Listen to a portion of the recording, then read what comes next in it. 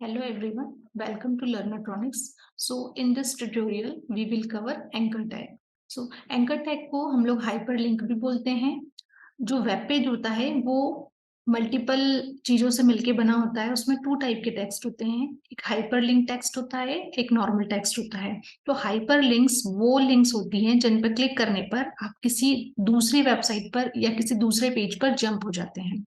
सो anchor tag के लिए basically हम लोग ए का यूज करते हैं। इसका एक एट्रीब्यूट होता है एच आर ई एफ में हम उस पेज का नेम या वेबसाइट का नेम देते हैं जहां हमें जंप करना है। एंड एंकर के ओपनिंग एंड क्लोजिंग टैग के इन बिटवीन हम लोग वो वर्ड लिखते हैं जो हमारे ब्राउजर पे हमें शो होना चाहिए, जिस पर क्लिक करने पर हम लोग हमारे एच आर ई एफ में जो लिंक दिए हमने हम उस पर जंप करना चाहते हैं। अगर हम लोगों ने कुछ अपना HTML का पेज बनाया है, हम वहां पे भी जंप कर सकते हैं। अदरवाइज हम किसी वेबसाइट पे जाना चाहते हैं, लाइक हम google.com पे जाना चाहते हैं, तो गूगल का हमें यहाँ पे पूरा पाथ देना होगा, जो भी https://www.google.com पूरा लिखना होगा। नेक्स्ट, अगर हम लोग एंकर टैग की बात करें तो इसमें एक एक्स्ट्रा एट्रीब्यूट दिख रहा है, दैट इज टारगेट।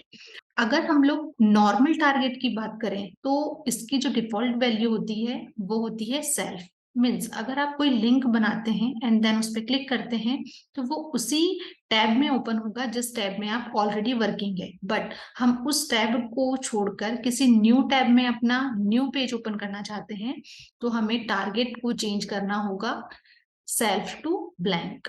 आप अंडरस्कोर ब्लैंक लिखेंगे तो जो आपका पेज है वो एक न्यू टैब में जाके ओपन होगा। आप क्लिकेबल इमेज भी बना सकते हैं। आप जो ओपनिंग और क्लोजिंग के बीच में आप जो टेक्स्ट लिखते हैं वहां पे आप एक इमेज भी डाल सकते हैं। लाइक आपने देखा होगा कि काफी सारी वेबसाइट्स पे सोशल मीडिया के आइकॉन्स होते हैं जिन पे क्लिक करने पर आप उनकी वेबसाइट पे जंप हो जाते हैं। तो उसके लिए हम लोग इमेज टैग का यूज करते हैं। अब इसका एग्जाम्पल देख लेते हैं। हम लोगों को एंकर टैग क्रिएट करना है, देन हम लोगों ने एंकर यूज किया और अब यहाँ पे आ गए हम लोग। अगर हम लोग यहाँ पे एक न्यू फाइल क्रिएट करते हैं, दैट इज about.html, एंड यहाँ पे भी हम लोग अपना पूरा कोड लिख लेते हैं। h1 about पेज, ये वो पेज है जो हम लोग जनरेट कर रहे हैं। अब मेन फाइल पे आ जाते हैं हम लोग और यहाँ हम लोग लिखेंगे क्लिक मी। अब क्लिक मी हमको ब्राउजर पे शो करेगा। सी, क्लिक मी हमें ब्राउजर पे शो कर रहा है, बट क्लिक मी पर क्लिक करने पर आपको जाना कहाँ है, उसके लिए हम लोग हाइपर रेफरेंस का यूज करते हैं। सो हमको जाना है about.html, हम इसे ओपन करते हैं। Okay, can not get. So ये इसलिए आ रहा है क्योंकि हमारा जो अबाउट का पेज है वो इमेजेस नाम के फोल्डर के अंदर है, तो इसे हमें बाहर करना होगा। हमने मूव कर लिया इसे, अब ये प्रॉपरली वर्क करेगा।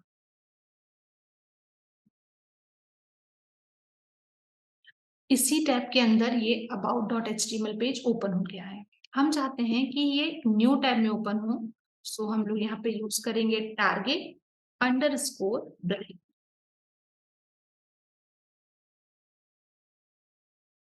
अब इसे देखते हैं, ये हमारा ऑलरेडी एक टैब है, क्लिक पे क्लिक किया हमने तो ये न्यू टैब में जाके ओपन हो गया। तो इस तरीके से हम लोग टारगेट को सेल्फ और ब्लैंक में कन्वर्ट कर सकते हैं। नाउ अगर हमें क्लिकेबल इमेज बनानी है, देन हम लोग क्या करेंगे, एंकर टैग यूज कर लेते हैं और यहाँ हम लोग कर देते हैं गूगल www.google.com। सो सिंपली हम लोग यहाँ गूगल लिख लेते हैं और टारगेट सेट कर देते हैं ब्लैंक। तो हम किसी ऑलरेडी जो वेबसाइट बनी हुई है उस पर भी जा सकते हैं। तो हम नेक्स्ट टैब में यहाँ पे गूगल की वेबसाइट पे आ जाएंगे। इनकेस हम चाहते हैं कि हम गूगल का लोगो लगाएं, तो we have to download a Google's लोगो।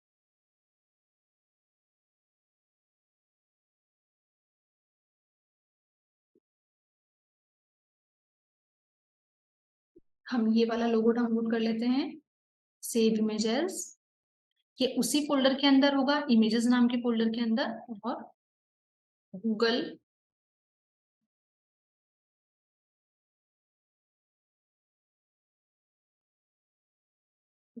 इस लिंक को हम लोग कॉपी कर लेते हैं एंड देन यहाँ अब इसके प्लेस पे हमें यूज करना होगा इमेज टैग, और सोर्स में हम लोग लगाएंगे इमेजेस, कॉज हमारा जो google.png है वो इमेजेस नाम के फोल्डर के अंदर है, और google.png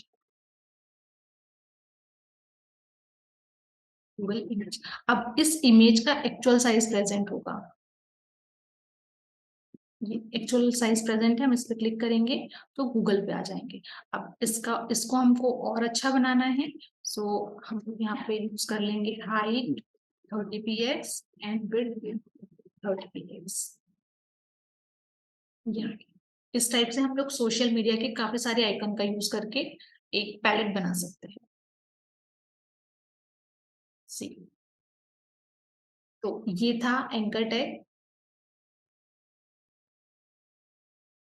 थैंक यू।